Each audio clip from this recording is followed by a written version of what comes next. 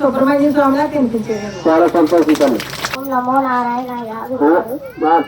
ఇది పెద్ద గుడి కింద అయిందండి. అందులో మీరు సోమవారం ప్రతిష్ఠించినట్టు వచ్చింది. ఇక్కడ మా బాబు సీట్ గురించి అని వచ్చానండి. అంటే కాలేజీలోని మాకు దగ్గరగా వస్తే స్వామి గుడికి వస్తానని దండం పెట్టుకున్నానండి. మాకు కాకినాడ వచ్చిందండి.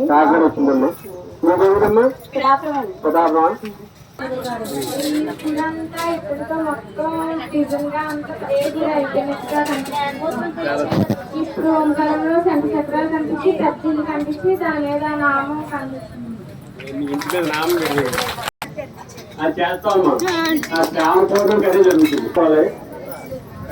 అది ఒక గుడి చెప్తాం. అంటే మా గుడికి ఏదో లక్ష్మీ దేవుడు అయితే ఒక సైడ్ అవుతుంది. ఇంకో గుడి కానీ మొదలెట్టి స్వామిని ఊరంతా తిప్పి ఇక్కడ స్వామిని మనకు పూరే దగ్గర పెడతామమ్మా.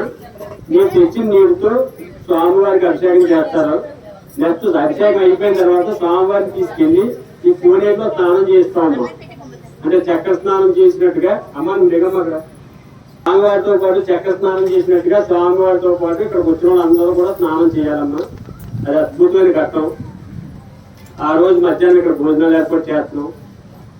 కాబట్టి మీరందరూ కూడా వచ్చి స్వామివారి యొక్క కార్యక్రమంలో పాల్గొని పోరాటం బృందాలు కానీ ఎవరైనా ఉంటే వాళ్ళందరూ రండి.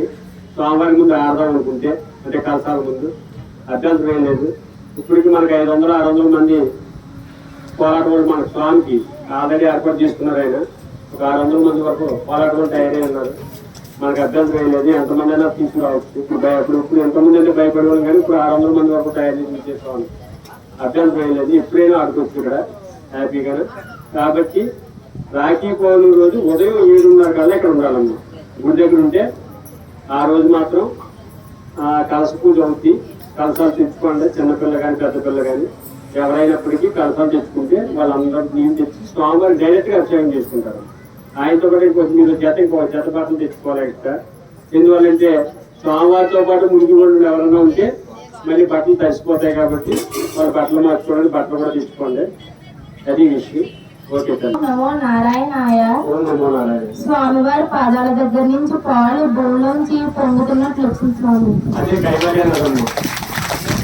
స్వామివారి పాదాల నుండి ఒక నది వస్తుందమ్మ. అది నది దీనిలో కలుస్తుంది. అది ధ్యానంలోకి ఎన్నోడికే తెలుస్తుందమ్మ. మామూలు తెలియదు. మనం చెప్పినా ఏదో గాలితో చెప్తున్నారు అనుకుంటారు తప్ప ఇప్పుడు గుడ్డోడికి లోపంతా గుడ్డిగా కనపడుతుంది. అదేదో అందంగా ఉందో చెప్పన్నాం అనుకో, అది కనపడ్డాడు ఏమంటాడు, నాకేం కనపడతలేదు ఈడేదో చోటు చెప్తున్నాడు అనుకుంటారు. ఆ ధ్యానంలోకి వెళ్ళి ఆ దిగు దృష్టితో చూస్తే అప్పుడు ఆ యొక్క నది యొక్క అనుభవం తెలుసుకుంటాం మనం. అర్థమైందమ్మా? అది చెప్పిన అర్థం కాదు. చాలా మందికి అర్థం కావట్లేదు. ఏం చెప్తున్నారు ఎప్పుడున్నా మన చిన్నప్పటి నుంచి చూస్తాం. ఈ కోలేని దీన్ని ఎంత ఎలా చెప్పేస్తున్నాడు ఈయన అనుకుంటున్నారు. కానీ దానిలో ఉండదు అది. ఓకే.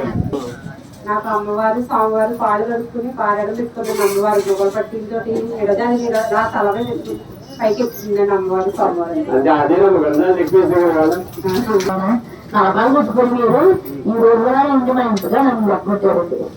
ఈ రోజుగా ఉంది ఇక్కడ ఏమో ఏళ్ళని చెప్తారు. ఎప్పుడైతే దాన్ని ఇక్కడ కూడా వేసారు. టెంట్లో వేసారు. ఎంతో వేసారు. తిరుగుతున్నట్లేనే